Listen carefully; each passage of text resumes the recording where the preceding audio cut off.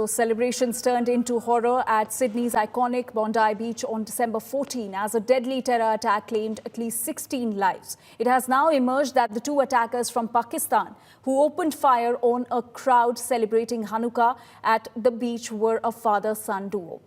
Both attackers were apprehended after the attack and have been identified. Naveed Akram, a 24-year-old, is currently in critical condition, while his father, 50-year-old Sajid Akram, was killed on the spot. The moment where a bystander, now identified as 43-year-old Ahmed Al Ahmed, disarming one of the shooters amid the gunfire, was captured on camera. Police also recovered an explosive device from a car near the massacre site. Calling the incident shocking and distressing, Australian Prime Minister Anthony Albanese described it as a targeted terror attack against the Jews. He also asserted that there is no place for hatred and violence in Australia, adding that authorities will ensure that justice prevails and will never submit to division. In fact, Israel has strongly condemned the attack, accusing Australia of failing to act on the warnings about the rising threat of anti-Semitism. What will be anti-Semitism, terrorism that has struck the heart of our nation. An attack on Jewish Australians is an attack on every Australian, and every Australian tonight will be, like me, devastated on this attack on our way of life. There is no place for this hate, violence and terrorism in our nation. Let me be clear. We will eradicate it.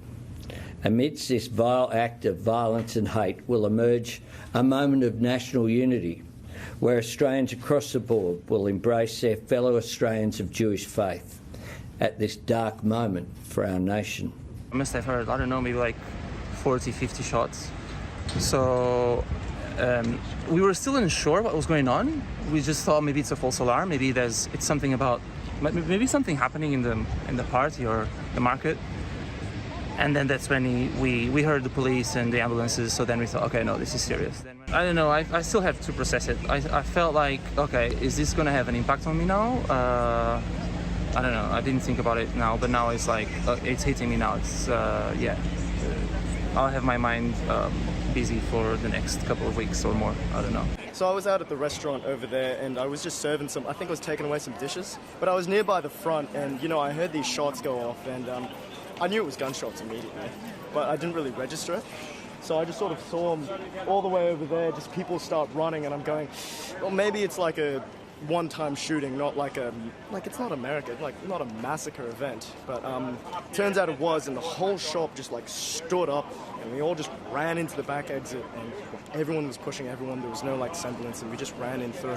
Likewise in Australia, as you know, that was a terrible attack, 11 dead, 29 badly wounded, and that was an anti-Semitic attack, obviously, and I just want to pay my respects to everybody.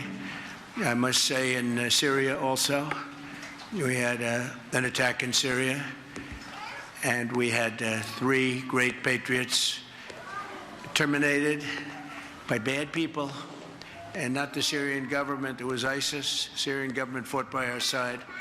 The new president fought by our side. But I just want to pay my respects to the families. We also had 3 injured, but 2 of them are already out of the hospital, and one's going to be okay. But we lost 3, so it was a rough day. But to Australia and the Prime Minister, to everybody that we know so well, we get along with so well, we have a great relationship. That's a terrible situation going on over there. Think of that.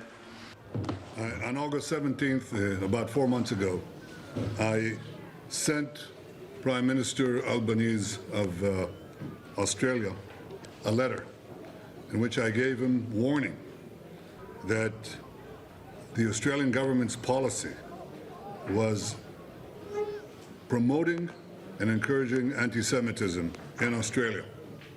I wrote, "Your call for a Palestinian state pours fuel on the anti-Semitic fire. It rewards Hamas terrorism. It emboldens those who menace Australian Jews and encourages the Jew hatred now stalking your streets.